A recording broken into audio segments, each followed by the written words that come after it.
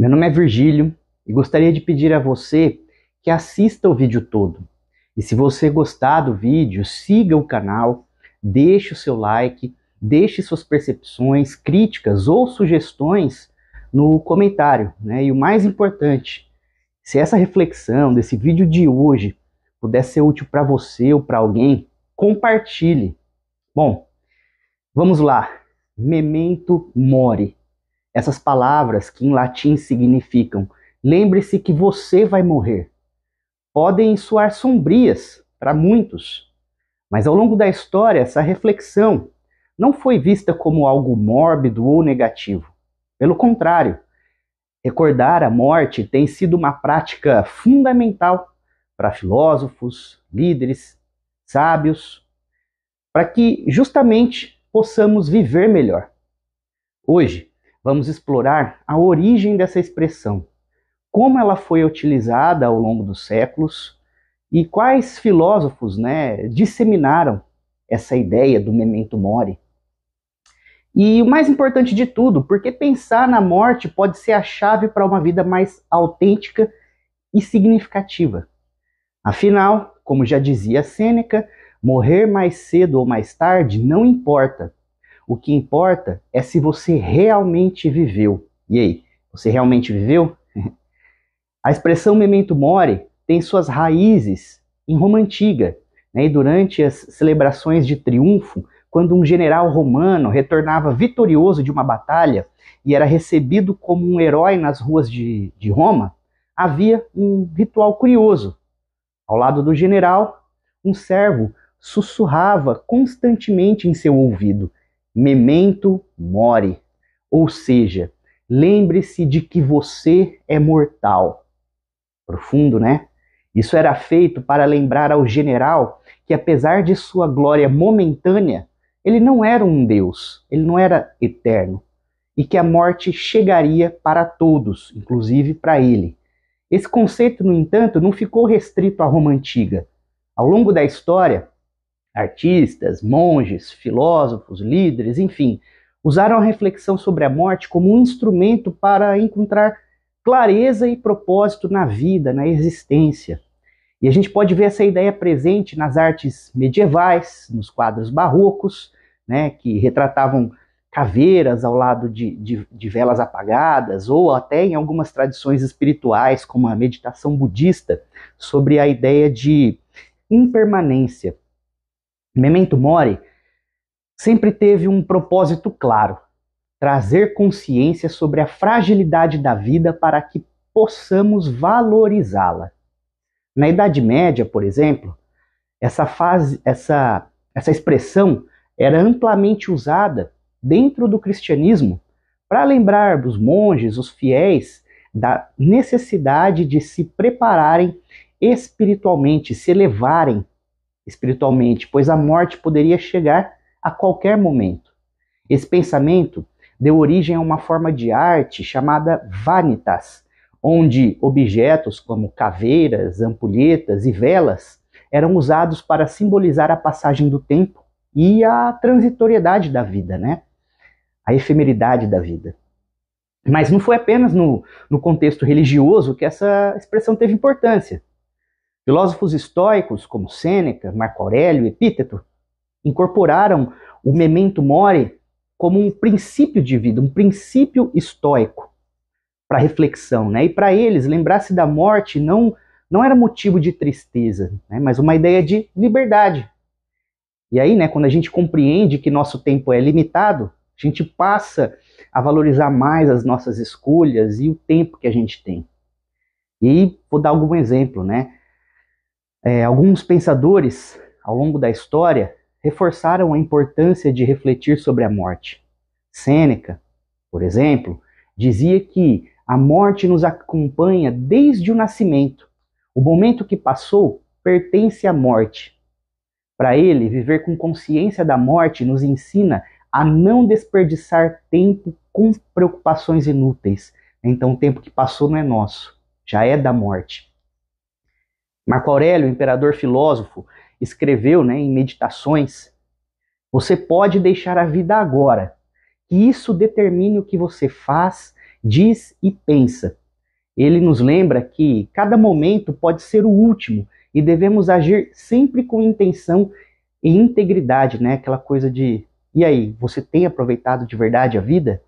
Epíteto defendia que refletir sobre a morte nos ensina a não desperdiçar nossa energia com aquilo que não controlamos. E aí ele dizia, se você quer viver em paz, prepare-se para a morte. Montaigne, o filósofo francês do século XVI, escreveu, filosofar é aprender a morrer. Ele acreditava que a consciência da morte nos ensina a viver com mais leveza.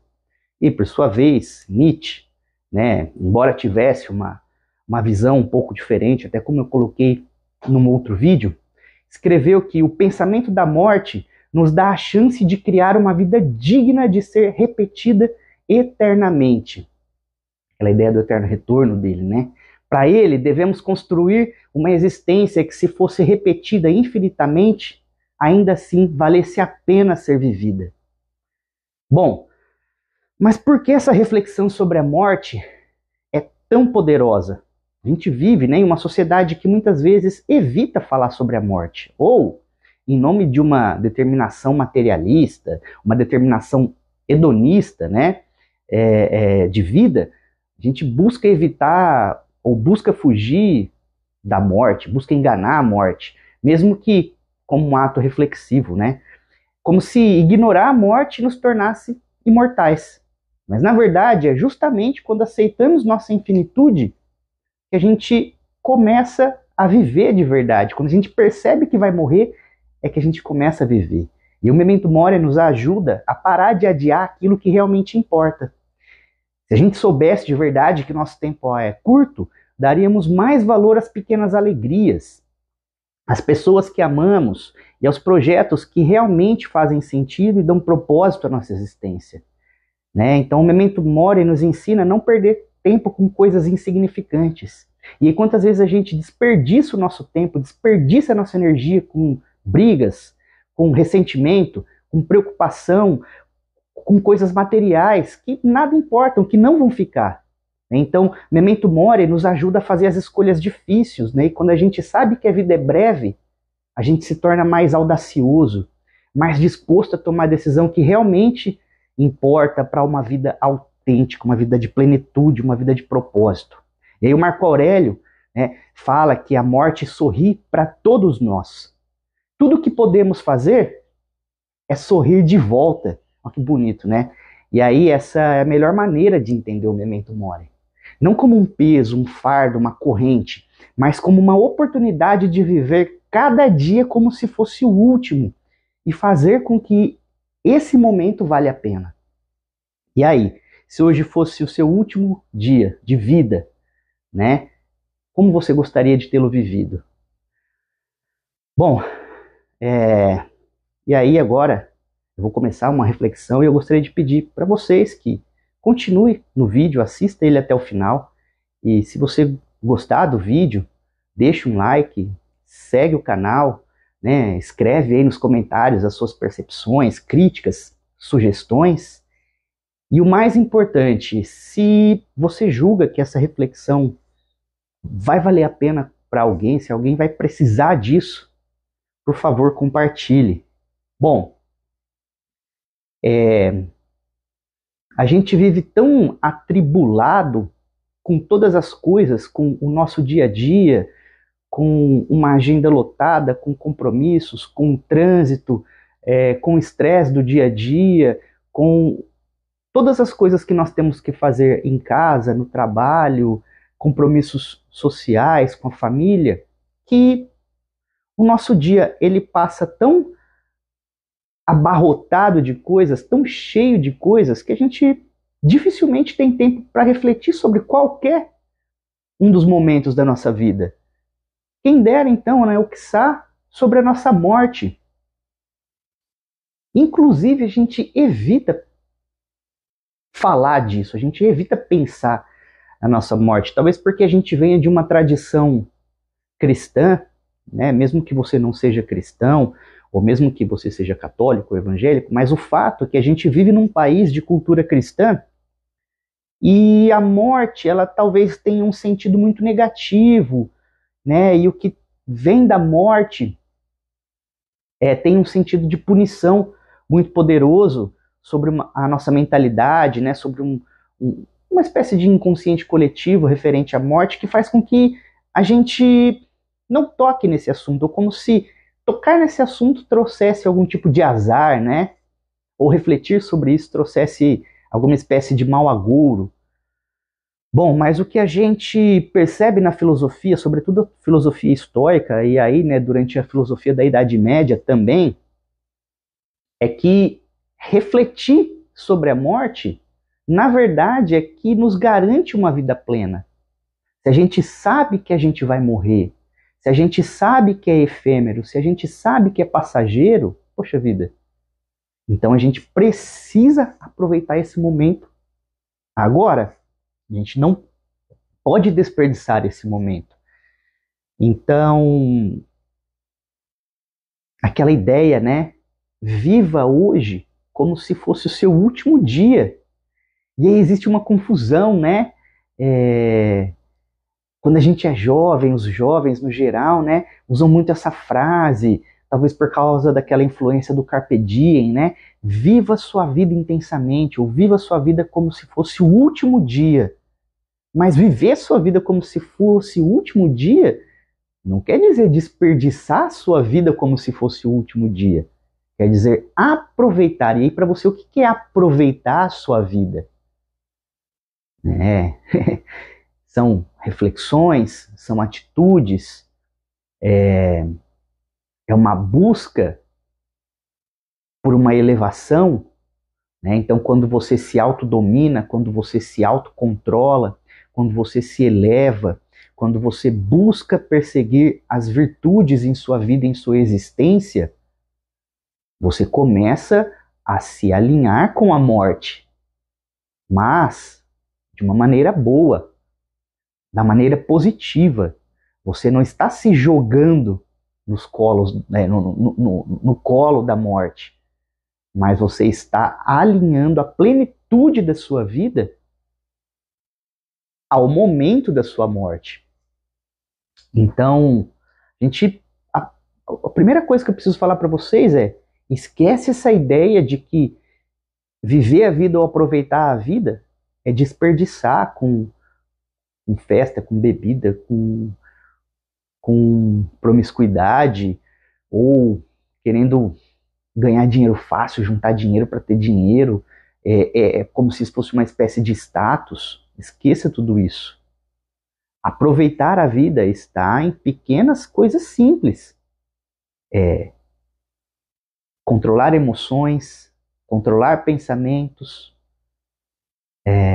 ter atitudes elevadas, agir de forma elevada, perseguir, buscar, né, ideais de virtude no seu dia a dia, praticar as virtudes no seu dia a dia, viver as virtudes no seu dia a dia. Eu falo muito de virtude aqui, eu vou citar algumas: justiça, sabedoria, temperança, coragem, amor, tá?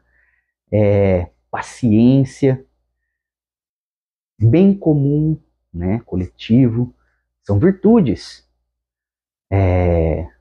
Desprender-se do seu ego, né? E aí o memento mori é importantíssimo para que você desloque, né, o eixo do eu para o todo. A gente pensa muito numa visão egocentrista do mundo, apenas a partir com a nossa lente, e a gente não se enxerga como parte de um mosaico complexo de eventos e de acontecimentos, e que muitas vezes a gente nem tem relação nenhuma, né? Esqueça do seu ego. E aqui eu não estou falando ego no sentido psicanalítico, junguiano, freudiano, não. É a ideia do eu mesmo. Você não é você. Você é uma parte do todo. E você é efêmero, você é muito curto. Você é muito pequeno. Olha para a infinitude do espaço todo, do universo todo. O que é você? Centenas, no meio de trilhões, quadrilhões de estrelas e sistemas, talvez até muitos universos aí, já tem se falado muito. O que é você nisso tudo? Esse pedaço de carne, com um volume aí de, sei lá, que pesa aí 70, 80 quilos, que ocupa um espaço pequeno de, sei lá, nem um metro cúbico, 2 metros cúbicos, eu não sei, não sou bom de matemática,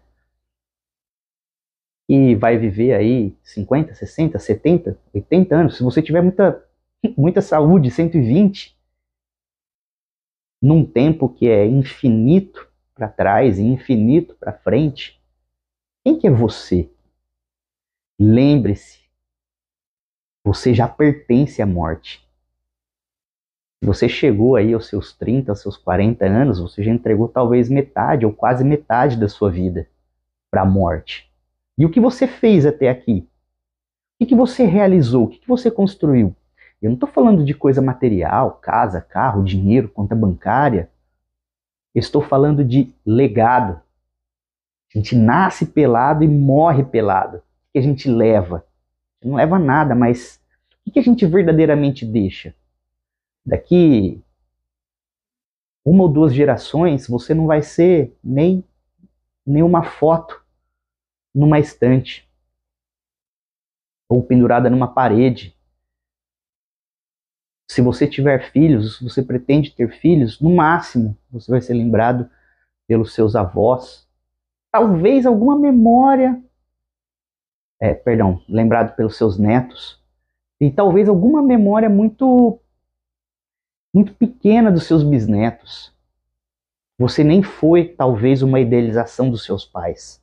E você talvez nem vai ser uma memória dos seus netos. É isso que você é. Mas isso não é ruim. Eu não estou dizendo isso para que você fique triste aí. Não, isso é excelente, isso é bom, isso é maravilhoso. É isso que te faz de te desapegar de culpa. É isso que te faz de te desapegar de obsessão, de controle, de medo de julgamento, de medo do que as pessoas vão pensar ou perceber. Ou é isso que vai te livrar do medo de agir, do medo de melhorar, de uma audácia de viver. E aí a audácia de viver não é também se jogar em riscos. Não. É buscar uma vida plena. E aí uma vida plena é uma vida que você está simplesmente em paz. Está em paz com aquilo que você é. Está em paz com aquilo que você possui. Né? Aquela ideia, né? Aquele que deseja pouco sempre tem muito. E aí? Será que você está desejando demais? Será que você está pensando demais em coisa que se acaba, em efemeridades, em energia desperdiçada, em energia mental, material, espiritual que se desfaz? Ou você está colocando a sua energia vital em algo que é mais perene, em algo que é mais completo, que tem a ver com a unidade, que tem a ver com o centro, que tem a ver com o equilíbrio, que tem a ver com a harmonia universal, que é uma busca por virtudes, que é uma busca por autodomínio, que é uma busca por autocontrole, que é uma busca por virtudes. E por que tudo isso? Porque memento mori.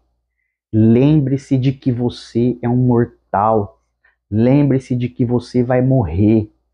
E lembre-se que você já morreu pelo menos 20, 30, 40 ou 50 anos da sua vida. Te resta muito pouco tempo. Mas se você souber aproveitar, ainda é tempo suficiente. Tá certo? Confie na jornada e, mais uma vez, se você gostou disso tudo aqui que eu falei, se você achou essa reflexão importante, curta, compartilhe, comente, deixe seu like. Isso tudo é importante para os algoritmos. Para mim também é. Mas se você também não fizer nada disso, eu vou continuar fazendo esses vídeos porque, de fato, os meus dias têm sido muito melhores depois disso aqui. É a oportunidade que eu tenho de poder refletir um pouco e começar melhor meu dia, ou passar melhor meu dia. E eu quero que isso aconteça com você também. Muito obrigado.